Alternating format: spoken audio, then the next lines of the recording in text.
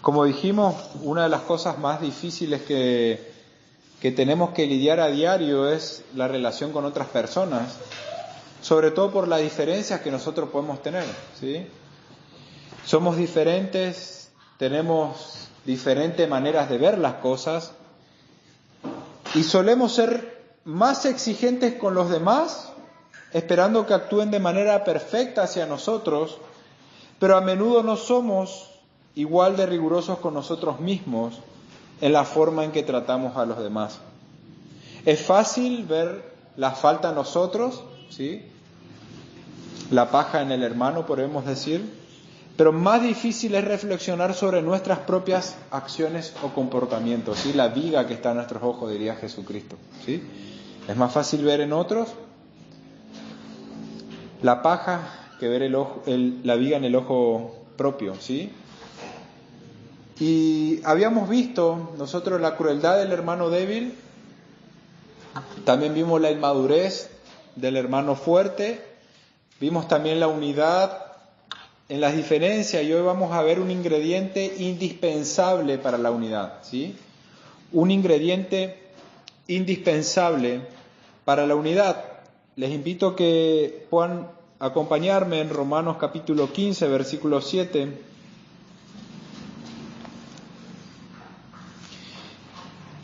Leemos: Por tanto, recibió los unos a los otros, como también Cristo nos recibió para gloria de Dios. Pues os digo que Cristo Jesús vino a ser siervo de la circuncisión para mostrar la verdad de Dios, para confirmar las promesas hechas a los padres y para que los gentiles glorifiquen a Dios por su misericordia, como está escrito: por tanto yo te confesaré entre los gentiles y cantaré a tu nombre, y otra vez diré: alegraos, gentiles, con su pueblo, y otra vez alabad al Señor todos los gentiles, y magnificadle todos los pueblos. Y otra vez dice Isaías: estará la raíz de Isaí y el que se levanta a regir los gentiles esperarán en él.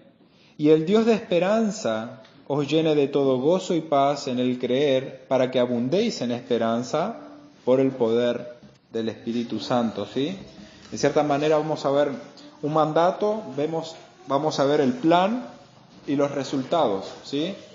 Dentro de ese mandato vamos a ver las maneras y el propósito, ¿sí? Entonces el primer punto del mandato, versículo 7 nos dice y nos manda: por tanto recibió los unos a los otros, ¿sí? Este es el mandato que el Señor nos da y nos escribe a través de Pablo. Y primero vemos que este mandato es para todos, ¿sí? El alcance es total, sean fuertes o sean débiles, ambos son igualmente responsables, ¿sí? Aunque sean diferentes, son igualmente responsables ante el Señor, ¿sí? El mandato es: recíbanse unos a otros. Y la palabra recibíos tiene muchas aplicaciones o significado de acuerdo a los contextos, pero hay uno que se encamina al contexto que está diciendo Pablo, y lo encontramos en Filemón, cuando Pablo le implora a Filemón que reciba con cariño al esclavo fugado, a Onésimo, y le dice: recibe como a mí mismo, le dice en Filemón, versículo 17, ¿sí? Recíbelo, ¿sí? Está diciendo que lo acepte de nuevo a ese esclavo que se había ido. Y lo que Pablo está diciendo, a recibirse unos a otros, anteriormente hablaba a los fuertes y ahora habla a ambos, fuertes y débiles, a recibirse. Pablo está diciendo o está llamando a que decidan amarse unos a otros, a pesar de los desacuerdos, a pesar de las diferencias. El amarnos es ese ingrediente indispensable para que haya unidad, ¿sí? Si no hay amor entre nosotros, no hay unidad. El mundo no va a conocer que somos discípulos de Cristo si no hay unidad. El recibirnos unos a otros es un llamado a soportarnos en nuestras diferencias, a amarnos. Pablo le escribe a los Efesios y habla de recibirse unos a otros, pero lo hace en otros términos, ¿sí? En Efesios 4, del 1 al 3, dice Pablo: yo pues, preso en el Señor, os ruego que andéis como es digno de la vocación con que fuisteis llamados, con toda humildad y mansedumbre, presten atención, soportando con paciencia los unos a los otros, solícitos en guardar la unidad del Espíritu en el vínculo de la paz. Soportar con paciencia, ¿sí? Este es un ingrediente necesario para la unidad, porque esto es una manifestación del amor, ¿sí? El soportar con paciencia es una expresión del amor y expresa o implica, en otros términos, el recibirnos unos a otros. Y si la palabra dice soportar con paciencia, quiere decir que las demás personas no van a fallar, ¿sí? Si el Señor está diciendo sopórtense con paciencia, quiere decir que va a haber situaciones en las cuales no van a desafiar esa paciencia, ¿sí? Las personas no van a fallar. Pueden incluso lastimarnos en algunas situaciones, pueden ofendernos en otras situaciones, pueden no actuar como nosotros esperamos que actúen. Sopórtense con paciencia, ¿sí? Esa capacidad de soportar. Sin paciencia, sin amor, no hay unidad. La paciencia, que es un fruto del Espíritu, es una virtud que implica la capacidad de soportar dificultades, pruebas y el comportamiento de otras personas sin perder la calma, sin perder la fe, sin perder el amor. Podemos decir que es la capacidad de soportar sin perder el gozo, ¿sí? No es no reaccionar y guardar con mala actitud, sino es soportar manteniendo el gozo. Eso es la paciencia, que es un fruto del Espíritu que el Señor obra en nosotros. Y el llamado del Señor que hace a los efesios es: soporten con paciencia, ámense unos a otros, recíbanse unos a otros, ¿sí? Pablo está ahondando el tema de recibirse y está tocando el tema de que hay diferencia entre los hermanos y ellos tienen que ir por encima de sus diferencias y amarse unos a otros, ¿sí? ¿Y cuál es la manera de poder cumplir este mandato de soportarnos unos a otros? ¿Cuál es el estándar? ¿Cómo dice Pablo? Recíbanse unos a otros como Cristo, ¿sí? Entonces, el mandato de recibirnos lo hemos de cumplir con la misma gracia, con el mismo amor que Cristo nos recibió. El recibirnos unos a otros no solamente habla de aceptar a otros creyentes dentro de nuestra comunidad o dentro de la comunión de la iglesia, sino que es un llamado en el sentido más pleno y más profundo de la palabra, ¿sí? De la expresión. Implica el tratarnos a nosotros con amor, sin prejuicios, como también Cristo nos recibió, con amor. Si el Hijo de Dios, que es perfecto, sin pecado, Él nos aceptó para que nosotros entremos a ser parte de su familia, ¿cuánto más nosotros debemos estar dispuestos a aceptarnos? Él es perfecto y nos aceptó. Nosotros que somos imperfectos, ¿cómo no nos vamos a aceptar en nuestras imperfecciones? A pesar del hecho que aún nosotros no somos perfectos, a pesar de nuestros pecados, a pesar de nuestras diferencias, Cristo nos aceptó. Y esto de ninguna manera implica que nosotros tengamos que ser indiferentes a los pecados de los hermanos. Esto no implica que Cristo fue indiferente a nuestros pecados. Cristo nos aceptó, pero Él nos aceptó para limpiarnos y purificarnos. Él no es que nos acepta y dice, bueno, no importa, seguí pecando, seguí con tu vida de inmoralidad, seguí haciendo lo que quieras, total, yo soy indiferente. No, Cristo se duele, Cristo ama y Cristo busca restaurarnos. Y esa es la actitud que hemos de tener, no siendo indiferentes, pero sí con esa capacidad de soportar. ¿Qué hablaba Pablo en estas capacidades de soportar? No está hablando de pecados específicos, está hablando de cuestiones que la Biblia no prohíbe, no manda, y nosotros tenemos diferentes maneras de ver las cosas. Cada uno tiene una perspectiva en ciertos aspectos de la vida, en cuanto al trabajo, en cuanto a la educación, en cuanto a la política, en cuanto a diferentes temas, pero no tienen que ser motivos para que haya una división entre nosotros, ¿sí? En la iglesia de Roma estaban los judíos que aún seguían observando el tema o seguían viendo la dieta del Antiguo Testamento como algo a observar, de ciertos alimentos que tenían que abstenerse, mientras que los otros decían, bueno, no pasa nada, no hay pecado en eso. Pero eso no tenía que ser un motivo de división en la iglesia, ¿sí? Ambos lo estaban haciendo para honrar al Señor.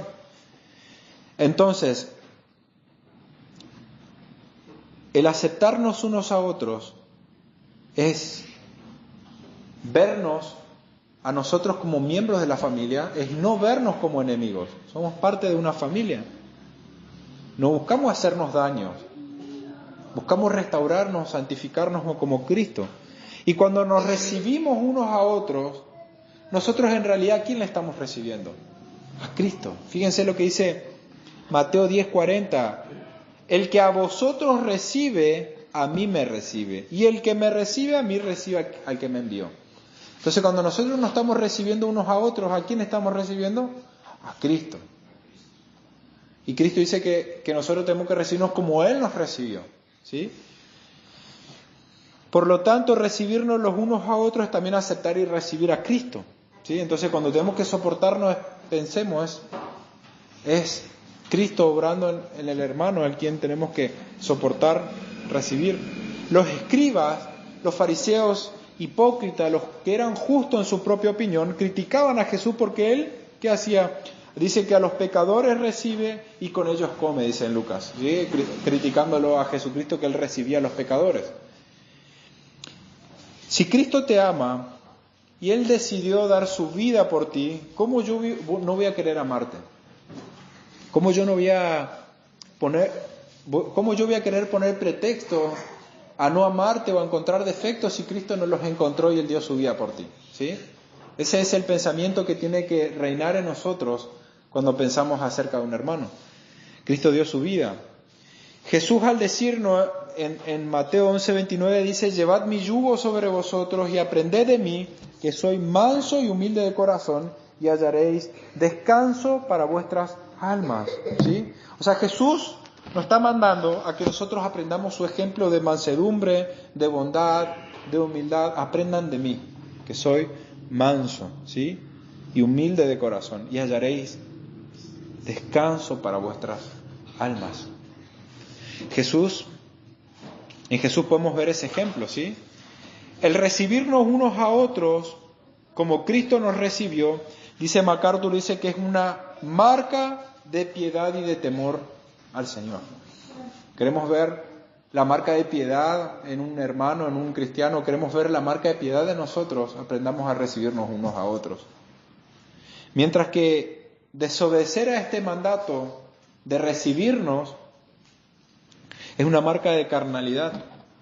Cuando nosotros anteponemos nuestros gustos, no nos importa si ofendemos al hermano, no nos importa si no compartimos con el hermano, si somos indiferentes a las necesidades de los hermanos, si no nos importan los hermanos, en cierta manera estamos mostrando una marca de carnalidad de nuestras vidas y deberíamos analizarnos hasta qué punto creemos lo que decimos creer.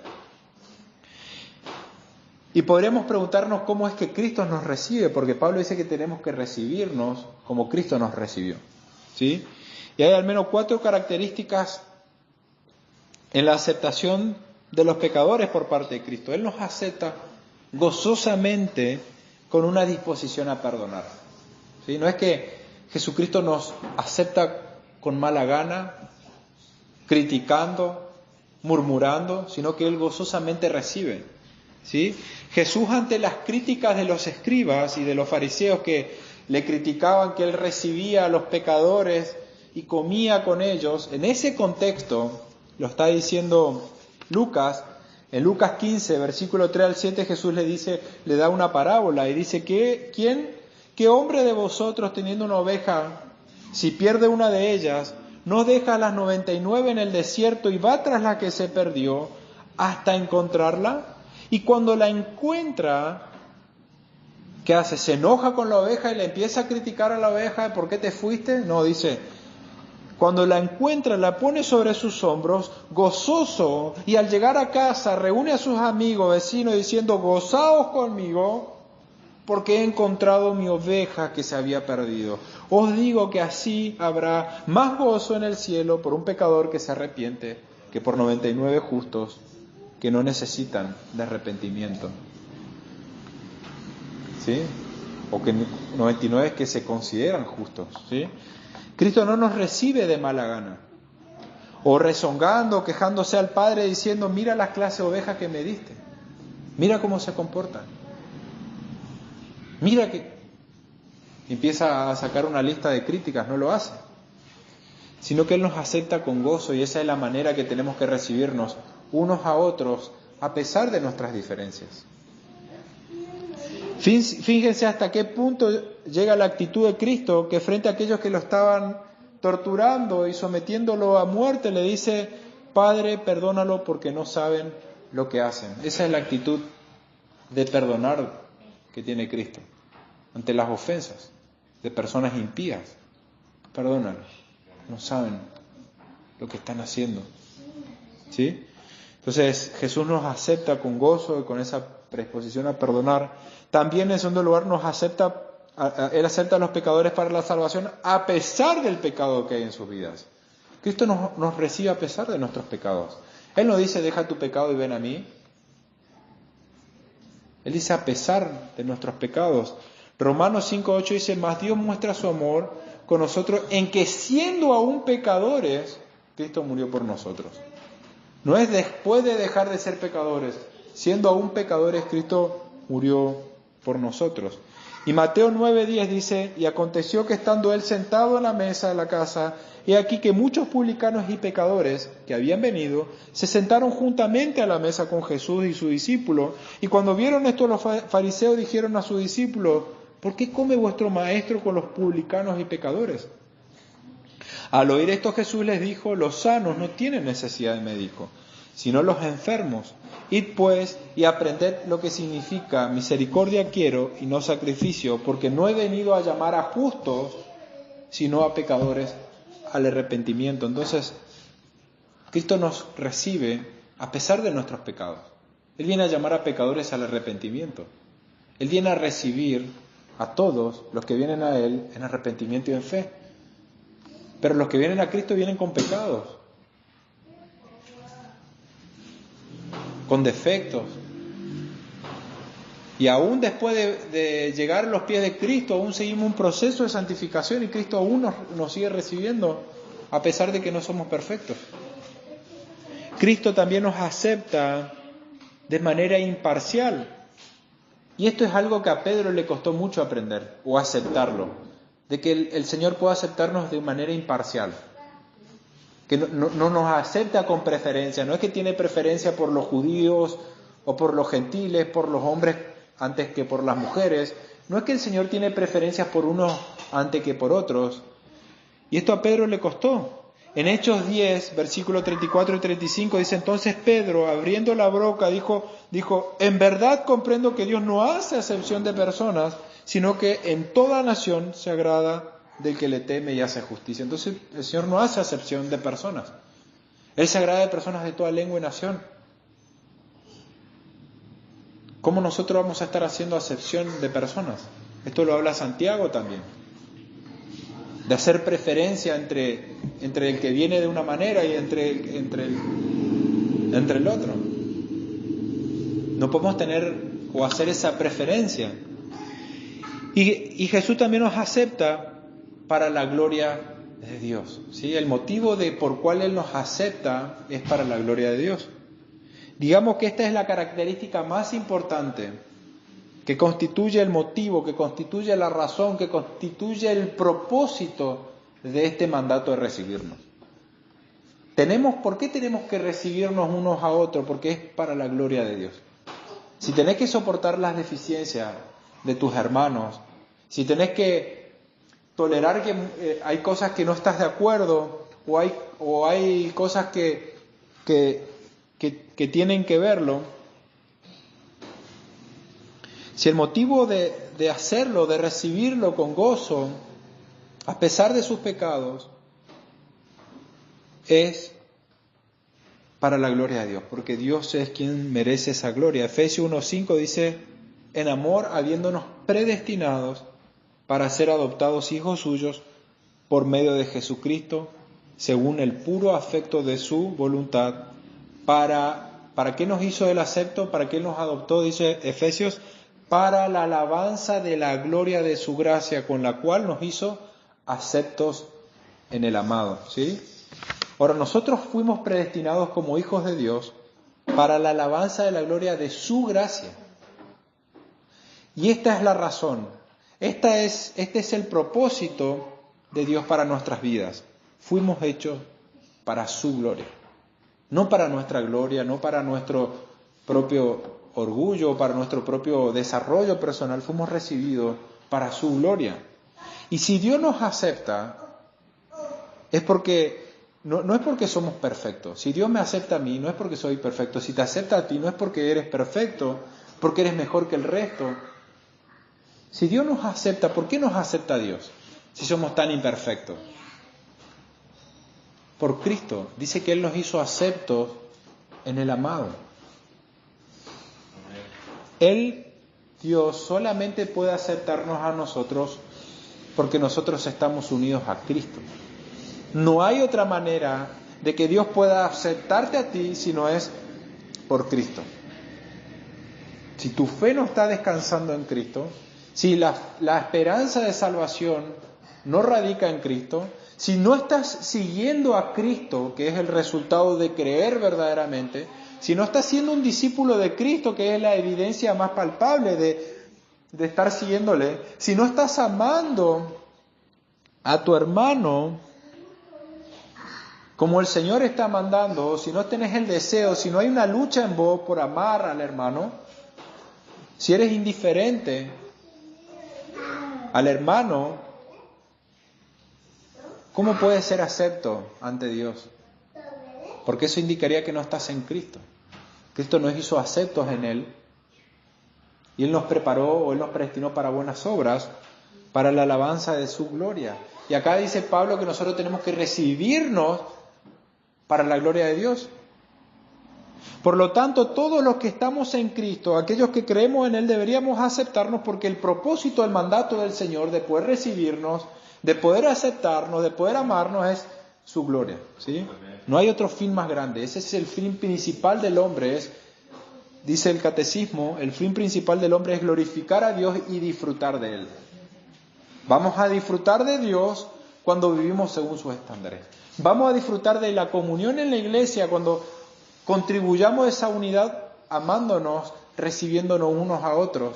Y de esa manera vamos a glorificar a Dios. Es inseparable este fin que el Señor nos creó de glorificar y disfrutar de Él. Por lo tanto, si hemos de recibirnos, si hemos de amarnos, si hemos de aceptarnos, a pesar de nuestras diferencias, a pesar de nuestras falencias, es para la gloria de Dios. Y muchas veces vamos a esperar demasiado de los hermanos, porque nuestros ojos, de acuerdo a nuestra condición caída, somos más rigurosos para juzgar al hermano, para ver esa paja en el ojo del hermano que ver la viga que tenemos en el ojo nuestro. Muchas veces esperamos demasiado de los hermanos o de otros, esperamos venir acá a ser servidos, atendidos, o que hagan todas las cosas por nosotros y nos ofendemos cuando las personas nos hacen o nos dan o lo que nosotros esperamos, pero nosotros no estamos dispuestos a mover un pie muchas veces. Queremos que nos reciban, pero no estamos dispuestos a recibir. Queremos que que sean amistosos, pero nosotros no somos amistosos. Queremos que nos visiten, pero nosotros no visitamos. Queremos, pero no somos. ¿Sí? En sí, el llamado de Cristo a recibirnos unos a otros es un llamado a vivir a la altura del mensaje que predicamos. Nosotros estamos predicando un mensaje de perdón, que en el Señor hay perdón y nosotros tenemos que vivir de esa manera, perdonándonos unos a otros, soportándonos unos a otros, amándonos unos a otros. Proclamamos el mensaje del amor incondicional de Dios a través de Cristo y nosotros no somos capaces de amarnos. ¿Qué clase? Ahí no estaríamos viviendo a la altura del mensaje que estamos predicando. En segundo lugar, vemos el plan eterno, ¿sí? Debemos recibirnos uno a otro, no solo porque esto es para la gloria de Dios, sino porque también es parte del plan eterno de Dios. El plan eterno de Dios es que judíos y gentiles, fuertes, débiles, estemos unidos en un mismo cuerpo. Versículo 8 dice: pues os digo que en Cristo Jesús vino para ser siervo de la circuncisión, para mostrar la verdad de Dios, para confirmar las promesas hechas a los padres y para que los gentiles glorifiquen a Dios por su misericordia. Pablo está buscando eliminar el prejuicio que tenían los judíos, principalmente, ¿sí? Hacia los gentiles, demostrar que las propias escrituras, de las sagradas escrituras que tenían los judíos, que el Antiguo Testamento para nosotros, en las propias escrituras de ellos ya hablaban de que el Señor iba a recibir a los gentiles, ¿sí? Ese siempre fue el plan de Dios. No es que el Señor cambió de parecer, siempre fue el plan de Dios recibir a los gentiles. Una vez más, como tantas veces vemos en Pablo, algo que lo caracteriza a Pablo es que él imparte una verdad y te muestra la luz del Antiguo Testamento, ¿sí? Lo vimos a lo largo de Romanos cuando nos habló de la justificación por la sola fe, cuando nos habló de Abraham que fue justificado antes de ofrecer a su hijo, a Isaac. Acá también él va al Antiguo Testamento y cita las tres porciones más importantes. Si el Antiguo Testamento tenemos que dividirla de acuerdo a los judíos lo dividían en tres partes: la ley, ¿sí?, los profetas y los escritos o los salmos, ¿sí?, que se incluían a los salmos dentro de los escritos, ¿sí? Entonces cita Deuteronomio como parte de la ley, cita Isaías y Segunda de Samuel como parte de los profetas y cita los salmos como parte de los escritos. Entonces Pablo está citando en cierta manera todas las escrituras para decir que Dios aceptó a los gentiles. Y acompáñenme en versículo 9. Y para que los gentiles glorifiquen a Dios por su misericordia, como está escrito: por tanto yo te confesaré entre los gentiles y cantaré a tu nombre. Una cita de 2 Samuel y de Salmo, ¿sí? El nombre de Dios entre los gentiles, ¿sí? El primer punto, entonces Pablo está hablando del nombre de Dios entre los gentiles. Después dice, versículo 10, y otra dice: alegraos gentiles con su pueblo. Es parte de Deuteronomio 32, donde convoca a que las naciones, o sea los gentiles, se unan en alabanza y se regocijen juntos, ¿sí? El versículo 11 dice: alabad al Señor todos los gentiles y magnificadle todos los pueblos. Una cita de Salmo, ¿sí? Es un llamado personal a que ellos mismos, no solamente que se unan a alabar juntos, sino que los gentiles alaben personalmente al Señor. Y finalmente, versículo 12, y otra vez dice Isaías, está citando al profeta: estará la raíz de Isaí, o sea, el vástago del cual brota, ¿sí? Y el que se levantará a regir los gentiles esperarán en él. Cristo es aquel por quien las promesas hechas a los padres quedarían cumplidas y por quien los gentiles nosotros, los no judíos, podríamos glorificar a Dios.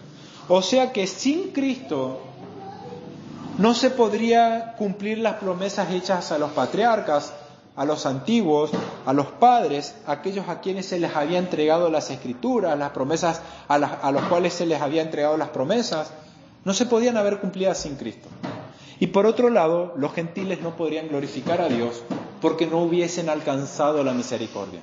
Nosotros no hubiéramos alcanzado misericordia si no es por Cristo. Por tanto, el plan de Dios siempre fue salvar a los gentiles o a personas de todas las naciones, no solamente de judíos, y recibirnos a todos en un solo cuerpo. Por lo tanto, no deberían existir más división entre judíos y gentiles, entre hombres o mujeres. No que el Señor no tenga planes diferentes o que haya roles diferentes en la iglesia. Hay roles diferentes en la iglesia como hay roles diferentes en los hogares, pero no es que somos mejores hombres que mujeres, no es que somos más justos o que somos más especiales, somos iguales ante la presencia del Señor. Ambos igualmente justos. Judíos y gentiles, ambos igualmente justos ante el Señor. No tiene que haber más divisiones entre nosotros en ese sentido de buscar discordia o separarnos por cuestiones secundarias, cosas que no contribuyen al Evangelio, o que cuestiones secundarias. No podemos estar dividiéndonos acerca de lo que pensamos acerca de de las cuestiones del futuro, la escatología, ¿sí?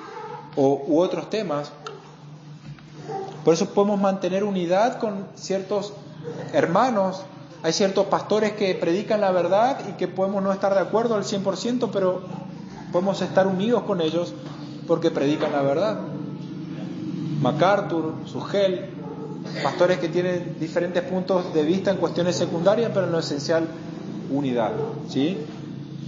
Y esta unidad se hace visible ¿en dónde? En la iglesia local. Es lo que Pablo está diciendo. Por lo tanto, nosotros tenemos que recibirnos unos a otros porque esto contribuye a la unidad y a la gloria de Dios. Y finalmente, de una manera más breve, los resultados de la unidad, ¿sí?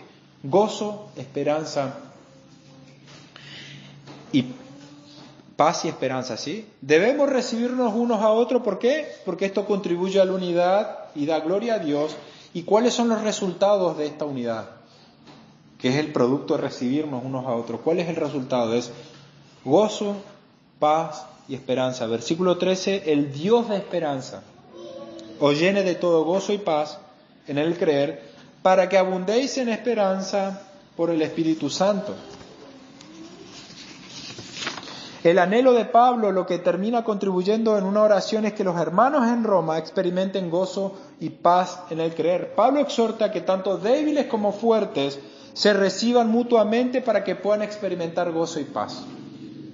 En nuestra unidad, haciendo todo aquello que contribuye a la unidad, es como nosotros recibimos paz y gozo. Cuando vos te esforzás en algo que contribuye a la unidad de la iglesia, vas a experimentar gozo y paz. Y esperanza, tu esperanza va a ser fortalecida. Cuando nosotros servimos al Señor, estamos contribuyendo a la unidad de la iglesia, porque estamos sirviendo a su iglesia, estamos sirviendo al Señor. Cuando nosotros servimos al Señor, por ejemplo, los sábados, no solo estamos haciendo lo que hacemos para ver el fruto de arrepentimiento en los niños, para aquellos que no escuchan el Evangelio puedan escuchar, para que ellos puedan llegar al arrepentimiento y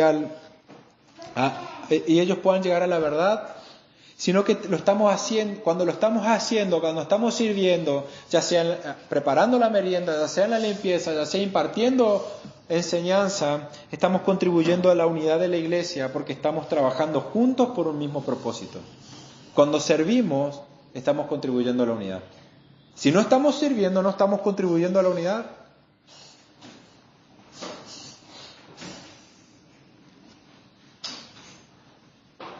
Para Pablo era muy importante la esperanza, ¿sí? Cuando nosotros trabajamos en la unidad, cuando servimos, contribuimos a esa unidad y no solamente nos da gozo y paz, sino también esperanza.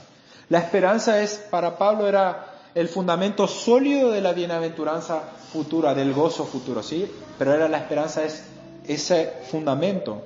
Como dice Hendrickson, un comentarista, es el móvil principal del valor y de la perseverancia de los santos, de los creyentes, ¿sí?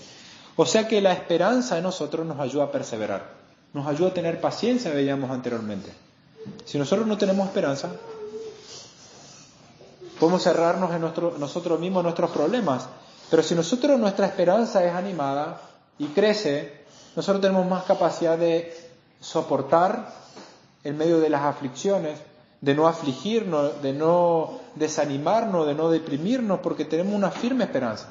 Y esa esperanza es fortalecida cuando nosotros contribuimos a la unidad, cuando nos recibimos unos a otros. El servir es parte de recibirnos unos a otros también. Ahora, no solamente para Pablo, sino también la esperanza era algo fuerte para el escritor de Hebreos. Hebreos 6, 18 al 20 dice: para que por dos cosas inmutables en las cuales es imposible que Dios mienta, tengamos un fortísimo consuelo los que hemos acudido para asirnos de la esperanza puesta delante de nosotros, la cual tenemos como segura. O sea, ¿qué es lo que tenemos como segura? La esperanza, como segura y firme ancla del alma y que penetra hasta dentro del velo, donde Jesús entró por nosotros como precursor, ¿sí? Hecho sumo sacerdote, ¿sí? O sea, la esperanza entonces es el ancla firme de nuestra alma, de acuerdo a Hebreos. La esperanza es lo que nos va a dar firmeza y capacidad de resistir y de soportar. Por lo tanto, no sorprende entonces que la esperanza sea un tema tan importante para Pablo. A tal punto que dice el Dios de esperanza, fíjense. Es tan importante para Pablo la esperanza que dice el Dios de esperanza, que es el origen, os dé esperanza, ¿sí? O sea que cuando él está diciendo esto, el Dios de esperanza es el Dios del cual es el origen la esperanza, nos conceda esperanza. Y no es una expectación débil la esperanza, sino es algo firme. Dice en abundancia, otras traducciones dice que el Dios de esperanza os llene de todo gozo y paz en el ejercicio de vuestra fe, para que por el poder del Espíritu Santo reboséis de esperanza. No es para que tengamos un poquito, sino para que rebosemos de esperanza por el poder del Espíritu Santo obrando en nosotros. Somos bendecidos a través de los hermanos, somos animados, fortalecidos cuando somos recibidos, cuando somos aceptados. Si vamos a confrontar al hermano si lo vemos con un pecado y tenemos que confrontarlo por amor, tenemos que primeramente estar seguros de que el hermano sienta que es aceptado, porque lo vamos a hacer no para dañarlo, sino para su bien. Entonces, ¿cómo recibimos el gozo, la paz y la esperanza? ¿Cómo se obtienen en estas bendiciones? La respuesta es ejerciendo la fe, como dice la traducción, ¿sí? Lo que hacemos por fe, en el contexto de recibirnos unos a otros en amor, es como ejercitamos la fe, es como nuestra fe se hace evidente, a través del amor se hace evidente nuestra fe. Entonces, ejerciendo nuestra fe, evidenciando nuestra fe, viviendo de acuerdo a lo que creemos, es como vamos a poder tener estas bendiciones del gozo, la paz y la esperanza, que son una respuesta del recibirnos unos a otros, ¿sí? Entonces, toda esta sección que Pablo viene reafirmando la importancia de la unidad en la iglesia. Si acá estamos cerrando, lo que Pablo está diciendo es que para él está siendo importante la unidad en la iglesia, y que la cual constituye principalmente en la gloria de Dios. Por eso es tan importante la unidad en la iglesia. Debemos vivir de acuerdo al evangelio que predicamos, porque esto contribuye a la gloria de Dios. Cuando en nosotros hay divisiones, cuando hay divisiones en la iglesia, el nombre de Dios es blasfemado por la gente del mundo, por los impíos, estamos deshonrando a nuestro Dios. Por lo tanto, Pablo está llamando a que nosotros nos aceptemos, a pesar de que somos diferentes, somos igualmente responsables en amarnos unos a otros. El amarnos unos a otros es el ingrediente esencial e indispensable para la unidad, el soportarnos unos a otros, el recibirnos unos a otros, el servirnos unos a otros, el preocuparnos unos por otros. Y cuando los débiles quieren imponer su manera de ver las cosas y comienzan a condenar a todos los que no opinan como él, cuando quieren imponer leyes que el Señor no impone, están contribuyendo a la división de la iglesia, así como los fuertes de conciencia, cuando no tienen la paciencia suficiente, cuando no soportan a los débiles de conciencia, cuando menosprecian, cuando están indiferentes, están contribuyendo a las divisiones. Cuando nosotros no estamos edificando al hermano y lo que estamos haciendo no contribuye a su edificación, estamos contribuyendo a la desunión, estamos contribuyendo a la división de la iglesia. Por eso Pablo hace tanto énfasis en esto. Por lo tanto, el llamado de Dios a su iglesia, a aquellos que le siguen a Cristo, es a que nos recibamos unos a otros como Cristo nos recibió. Cristo no pidió que nosotros seamos perfectos, Él nos recibió incluso siendo pecadores, ¿sí? Cristo nos recibe y Él busca purificarnos y santificarnos. Ese sentir debe haber en nosotros de recibirnos y de ayudarnos, entendiendo que somos parte de una familia, que estamos para ayudarnos, que estamos para, si tienen que desahogarse, si necesitan un consejo, si tienen que contarle a alguien el pesar que están teniendo, ¿dónde van a encontrar? ¿En una persona que no cree en el Señor? por más amistad que puedan llegar a tener, o en un hermano que consideren maduro, suficiente, capaz de aconsejarlo. El chisme, cuando divulgamos cosas que no tenemos que divulgar, estamos yendo en contra del recibirnos unos a otros. Estamos atentando contra la unidad de la iglesia, estamos atentando con la gloria misma de Dios. Recuerda muy bien que el hermano que tienes es alguien de mucho valor para Cristo, a tal punto que Cristo dio su vida por él. La sangre de Cristo fue derramada por tu hermano. Él dio su vida por él. Si tienes y deseas contribuir a la unidad, recuerda que es más importante un gesto de amor que 1000 palabras correctas. Es más importante que nuestro amor se haga evidente a través de las acciones antes que simplemente tengamos buenas opiniones. El amor, el verdadero amor, se hace evidente a través de acciones. ¿Sí? Oramos. Dios Padre, te damos gracias, Señor, por Cristo en quien somos aceptos. Somos pecadores, Señor, pero en Cristo tenemos el perdón de nuestros pecados. No somos perfectos. Nuestra relación no puede ser perfecta en este lado de la tierra porque el pecado aún mora en nuestros cuerpos. Pero yo te ruego, oh Dios de esperanza, llénanos de todo gozo y de toda paz, para que por el poder de tu Espíritu Santo podamos rebosar de esperanza, que nuestras esperanzas estén firmes, Señor, y que nos ayuden para poder soportar entre los momentos de dificultades, los momentos de luchas, los momentos de opresión, cuando el enemigo busque atacarnos, cuando las circunstancias no sean lo más agradable ante nuestros ojos. Vamos a estar firmes con este ancla en nuestras almas, Señor, que es la esperanza, Padre.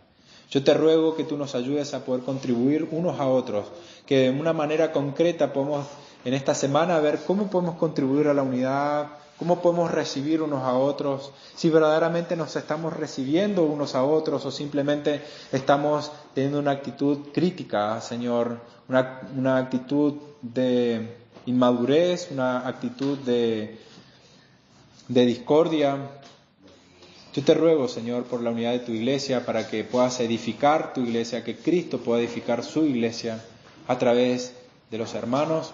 Yo te ruego para que tú fomentes, para que podamos nosotros fomentar la unidad, para traerte gloria a ti, Señor. Yo te ruego que tu Espíritu Santo nos haga recordar en la semana esta palabra. Que no sea simplemente un mensaje más, que podamos meditar, Señor, que somos diferentes, que no vamos a estar 100% de acuerdo, no somos exactamente iguales en la manera de pensar,